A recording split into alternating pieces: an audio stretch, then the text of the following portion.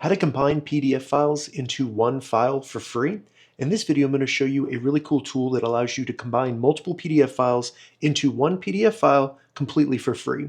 And if this video helps you, please consider giving it a like and also subscribe to my channel because that really helps me out. So as you can see here, I have two PDF files, a resume and a certificate. And to merge these and combine them into one PDF file, I'm going to be using a free tool that I created called pdfgadget.com.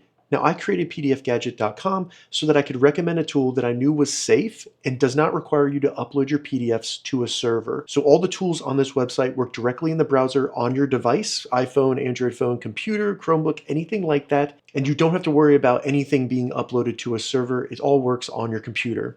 And check the description, I'll have a link down there. So once you get to pdfgadget.com, you can select Merge PDFs in the top menu, and this will bring you to the tool Merge PDF Files.